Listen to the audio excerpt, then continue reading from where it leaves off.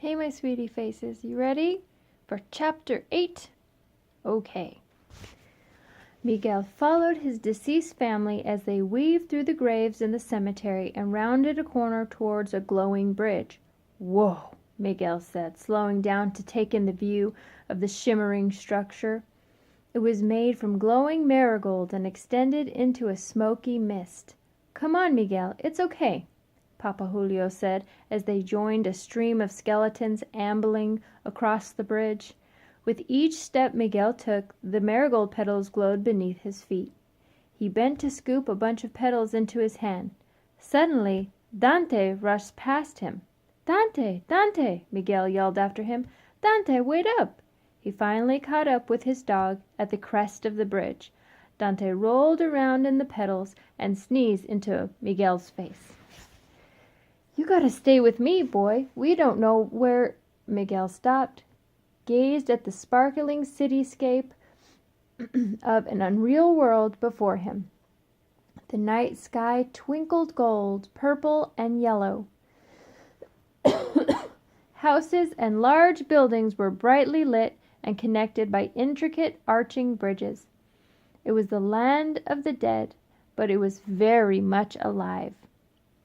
"This isn't a dream, then," Miguel said as his family finally reached him. "You're all really out there." "You thought we weren't?" said Tia Victoria, sounding a bit hurt. "Well, I don't know. I thought it might have been one of those made-up things that adults tell kids, like vitamins." "That's not true. Vitamins are good for you." "Miguel, vitamins are a real thing," Tia Victoria replied. "Well, now I'm thinking maybe they could be," Miguel said, moving along with his family. As skeletons passed into the opposite direction, many of them gave Miguel strange looks.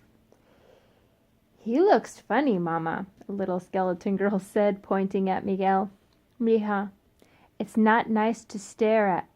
The little girl's mother stopped in shock when she caught a glimpse of Miguel. "Ay, Santa Maria," the woman went wide-eyed, her head turning backward to keep staring at Miguel as she walked in the opposite direction. Miguel pulled up his hood to hide the fact that he was still a living, breathing boy.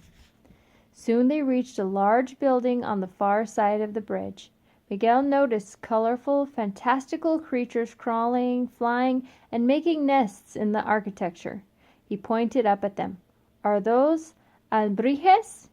"They look just like the wooden figurines in Santa Cecilia, but those are—" "Real alebrijes," said Tío Oscar. "Spirit creatures. They guide souls on their journey to the land of the dead," said Tía Rosita. "Watch your step," Tío Felipe added. "They make caquitas everywhere." Miguel slowed, keeping an eye out for alebrije droppings. Inside the station, a greeting boomed from the speakers above them. "Welcome back to the land of the dead. Please have all offerings ready for re-entry. We hope you enjoyed your holiday." Miguel's eyes darted around the station. He was fascinated by the bustling throngs of dead families and couples lined up under a sign that read, "Re-entry." "Welcome back. Anything to declare?" an arrivals agent asked a skeleton. "Some churros from my family," said the traveler. "How wonderful!" The agent turned to the next skeleton. "Next! Anything to declare?" Again an announcement boomed overhead. "If you are experiencing travel issues, agents at the Department of Family Reunions are available to help you." Miguel followed his family to find their place in line for arrivals. While waiting, Miguel watched as skeletons exited the land of the dead through another gate marked "Departures." "Next family, please," a departures agent called out. An elderly couple stepped in front of a camera-mounted monitor. The monitor scanned their faces and displayed an image of their photos on an altar in the land of the living. "Oh, your photos are on your son's ofrenda. Have a great visit." "Gracias," said the elderly couple, who then met the rest of their family at the edge of the bridge. "And remember to return before sunrise," continued the announcement loop. "Enjoy your visit."